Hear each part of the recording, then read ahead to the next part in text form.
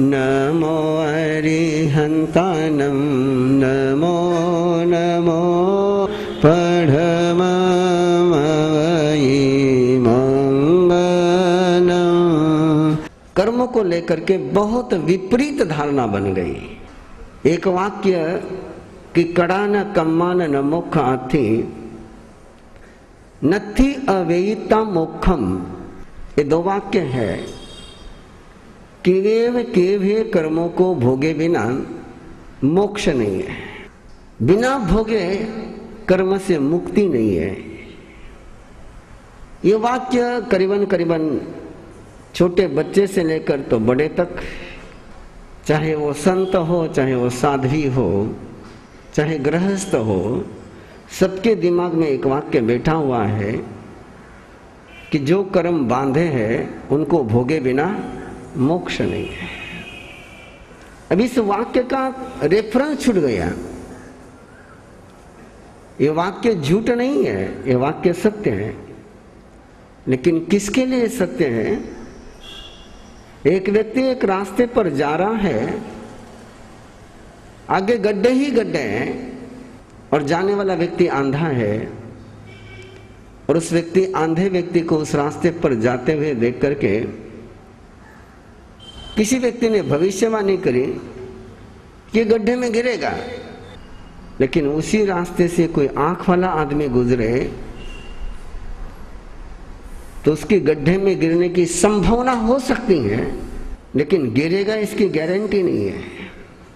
वो रास्ता निकाल सकता है, वो गड्ढे पर से छलांग लगा सकता है, वो गड्ढे को बाईपास कर सकता है, वो गड्ढे पर ब्रिज बना सकता है, वो गड्ढे को भर सकता है।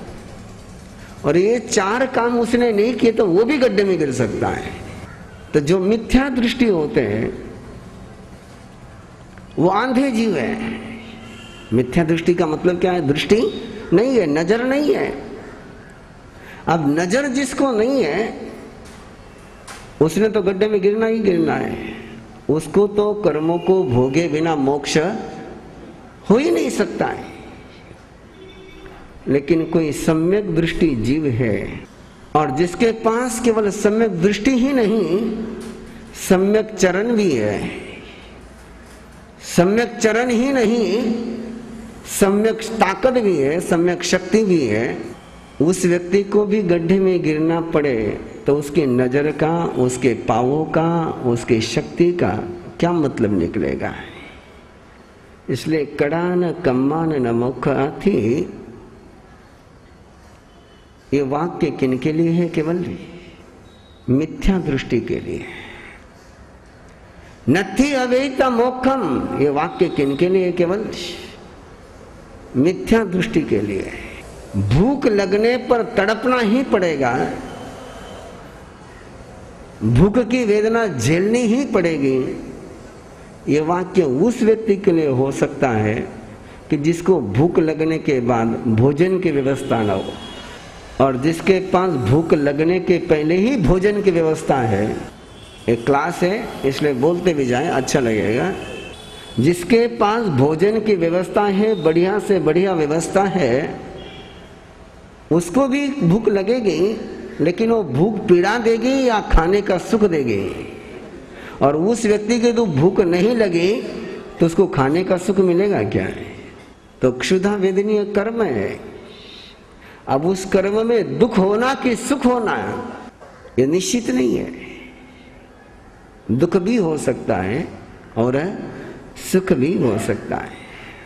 आज केवल कर्मा के क्लास को लेकर, कर्मा को लेकर के प्राथमिक बात कर रहा हूं मैं आपके साथ, केवल प्राइमरी बात कर रहा हूं कि जिससे आपको आगे जाकर के उलझन नहीं हो। एक बार कंसेप्ट क्लियर हो जाए, विजन क्लियर हो जाए, नजर साफ हो जाए।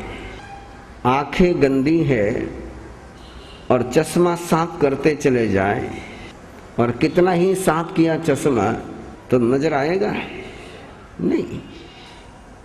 तो एक बार नजर साफ हो जाए आपकी। इसलिए आज केवल मैं नजर को थोड़ा सा क्लीन करने का प्रयास कर रहा हूं। तो पहला सूत्र याद रखिए, कड़ा न कम्मा न मोख आथी नथी अवेता मोखम, ये वाक्य किनके लिए है? मिथ्या दृष्टि के लिए, जिसके पास नजर नहीं है, विजन नहीं है, दृष्टि नहीं है, सोच नहीं है।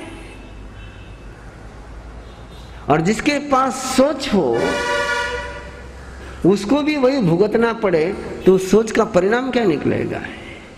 असाता वेदनीय का उदय हो गया,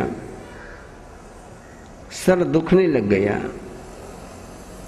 सिर दर्द शुरू हो गया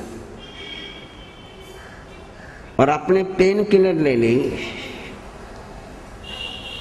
पेन किलर लेने के बाद दर्द रहेगा? पेन किलर नहीं लेते तो दर्द, तो गोली लेने के कारण से असाता वेदनी के कर्म समाप्त हो गए, बदल गए। क्या हुआ? टेम्पररी हुआ या परमानेंट हुआ? सोच लीजिए आप। पेट में प्रॉब्लम है, अपेंडिक्स का प्रॉब्लम है और सर्जरी करी, प्रॉब्लम परमानेंट सॉल्व हो गया कि टेम्पररी सॉल्व हो गया? और यदि सर्जरी नहीं करते तो सर्जरी करने के कारण से कर्म समाप्त हो गए, कर्म दब गए। कर्म का क्या हो गया? छोटे छोटे सवाल पूछते चले जाइए स्वयं से। मैं तो केवल आपको वानगी दे रहा हूं, ऐसे कितने ही सवाल आप पूछ सकते हो स्वयं से, आराम से पूछ सकते हैं।